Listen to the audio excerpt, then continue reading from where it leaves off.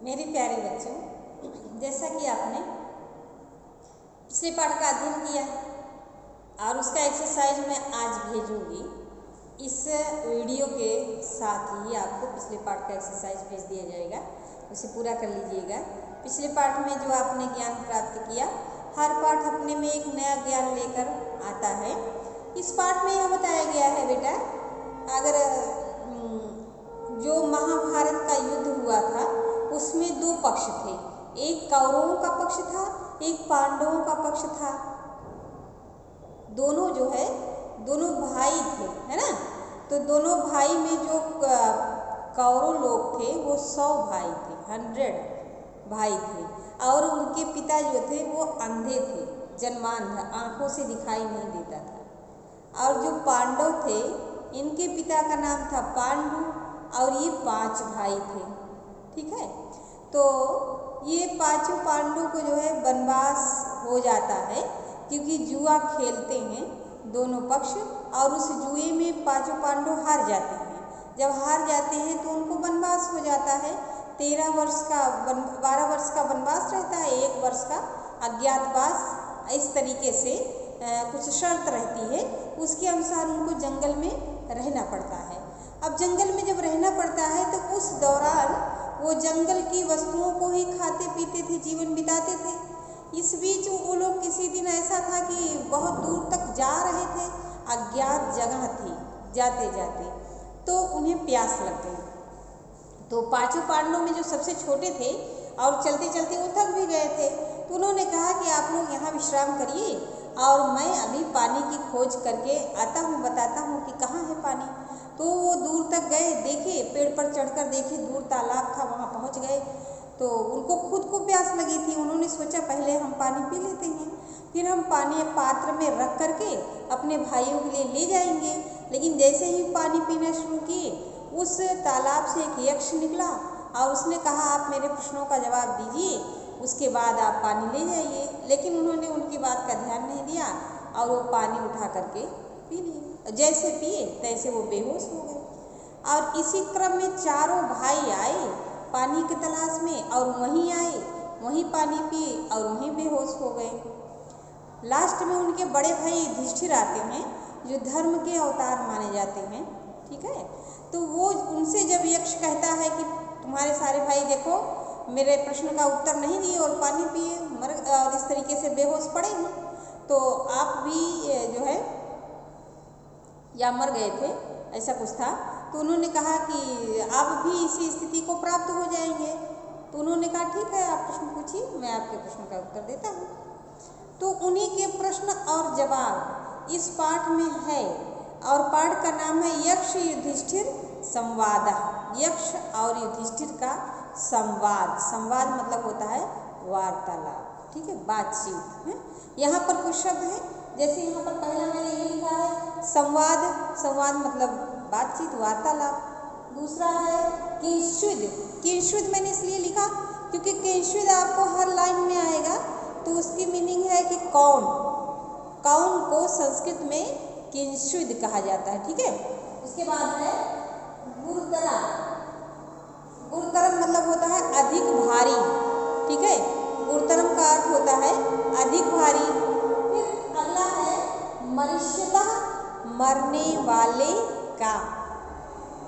आतुरस्य। आतुरस्य मतलब रोगी। रोगी को संस्कृत में आतुरस्य कहा जाता है, ठीक है। आइए अब हम लोग पाठ का अध्ययन करते हैं, है ना।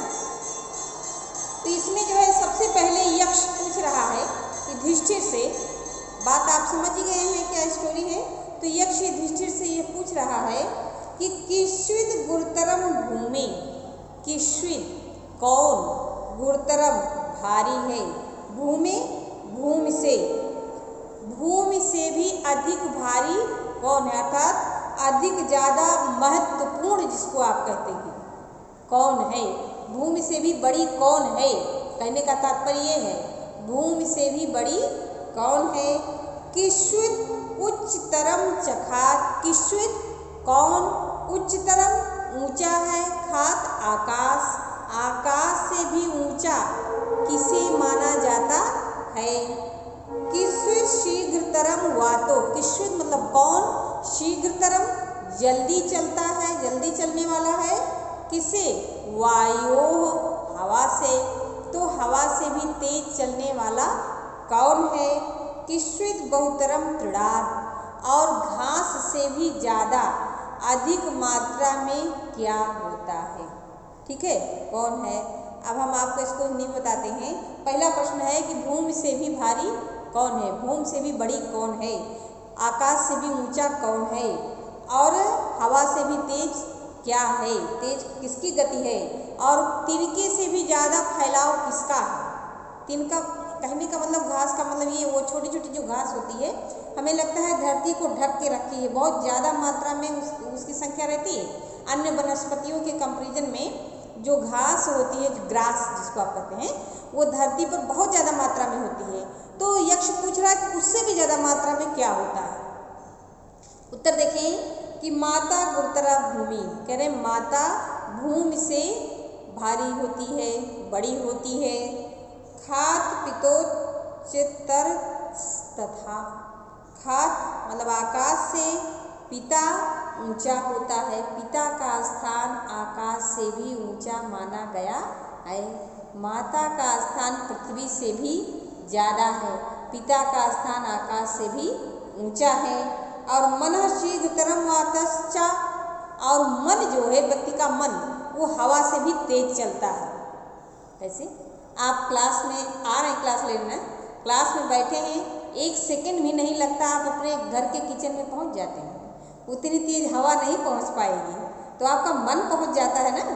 तो मन जो है वो तो आप सेकंड में आप दूसरे प्रदेश में भी, दूसरे देश में भी पहुंच सकते हैं, हवाएं उतना तेज चलेंगी। तो मन की गति जो है वो जो है हवा से भी तेज है। और चिंता बहुतरी तृणात्, जो चिंता होती है जिसको इंग्लिश में आप कहते हैं टेंशन, वो तिनके से भी अधिक होती है। मतलब आज अगर ये चिंता तो कल दूसरी, परसों दूसरी, हर पल व्यक्ति को चिंता लगी रहती, कोई ना कोई नई नई निकली रहती है। तो वो घास से भी अधिक मात्रा में चिंता होती है। ठीक है, इस प्रकार से आपके प्रश्न का उत्तर हो गया। अगला है किश्चित प्रवस्तो मित्रम, प्रवस्तो मतलब विदेश में। जब कोई व्यक्ति, किश्चित मतलब कौन, प्रवस्तो रहता हुआ, मित्रम मित्र है, प्रवस्तो मतलब विदेश में। यदि व्यक्ति विदेश में रह रहा है, अपने घर से, अपने देश से दूर है, तो वहाँ उसका मित्र कौन होता है। किश्चित मित्रम गृहे सतः, और व्यक्ति का घर में मित्र कौन होता है। किश्चित मित्रम गृहे, घर में, सतः होता है सच्चा मित्र, घर में उसका कौन मित्र होता है, किसी व्यक्ति का मित्र घर में कौन होता है। आतुरस्य च किम मित्रम, आतुरस्य मैंने यहाँ लिखा हुआ था, आतुर मतलब होता है रोगी, रोगी का मित्र कौन होता है। किश्चित मित्रम मरीष्यतः, और मरते हुए व्यक्ति का मित्र कौन होता है। कहा गया है कि जो विदेश में है उसका मित्र कौन है। दूसरा है घर पे व्यक्ति का मित्र कौन होता है, बीमार व्यक्ति का मित्र कौन होता है, और मरने वाले व्यक्ति का मित्र कौन होता है, उस समय कौन मित्र होता है। ये 4 प्रश्न पुनः किया यक्ष ने, जिसका जवाब महाराज युधिष्ठिर दे रहे हैं कि विद्या प्रवस्तो मित्रम, जो विद्या होती है, ज्ञान होता है व्यक्ति के पास, वही उसका मित्र होता है प्रदेश में, दूसरे देश में, क्योंकि वहाँ आपका मित्र उतना साथ नहीं देगा। और आपके पास ज्ञान है तो अपने लिए आप सब कुछ कर सकते हैं, अपने बुद्धि विवेक का प्रयोग करके आप हर जगह सफल हो सकते हैं, दूसरे को प्रभावित कर सकते हैं। तो इसलिए विदेश में व्यक्ति का मित्र उसका ज्ञान होता है, विद्या होती है। भार्या मित्रम गृहे सता, और एक जो स्त्री होती है, पत्नी होती है, वह एक पुरुष की सबसे अच्छी मित्र होती है घर के लिए। घर में सबसे अच्छी मित्र व्यक्ति की पत्नी होती है, खाना वाना खिलाती ना बना के, तो पत्नी जो है सबसे अच्छी मित्र होती हैं, वो बात को अच्छे से संभालती हैं, इसलिए कहा गया। आतुरस्य विषंग मित्रम, बीमार व्यक्ति का मित्र कौन होता है। विषंग, विषंग मतलब होता है दवाइयाँ। बीमार व्यक्ति का सबसे अच्छा मित्र दवाइयाँ होती हैं, उसके अलावा उसकी सहायता और कोई नहीं कर सकता है, जो सहायता उसको दवाइयाँ करेंगी। तो इसलिए बीमार व्यक्ति का मित्र दवाइयाँ हैं। और दानम मित्रम भविष्यतः, जो मरने वाला व्यक्ति है उसका मित्र उस समय उसके जीवन में किया गया दान होता है। जो दूसरे का उपकार करता है, दूसरे को पैसा देता है, अपने कठिन परिश्रम से जो पाता है वही उसका सहयोग करता है। उस समय उसके दान से जो पुण्य होता है वही उसका साथ देता है, अन्यथा और उसके परिवार के सदस्य कोई साथ नहीं दे सकते। ठीक, इस प्रकार से यह आपका यक्ष का जो प्रश्न था उसका उत्तर मैंने आधा आपको बताया, 4 श्लोक मैंने समझाया आपको, और बाकी आपको कल पुनः भेज देंगे। और आज मैं पहले ही बता चुकी कि वीडियो वो भेजूँगी PDF। आपने, मुझे विश्वास है कि आपने खुद से किया होगा तो आप उसको मिलाएंगे, अगर गलत है सही करेंगे, सही है तो बहुत अच्छी बात है। आज बस इतना ही बेटा, बहुत बहुत धन्यवाद।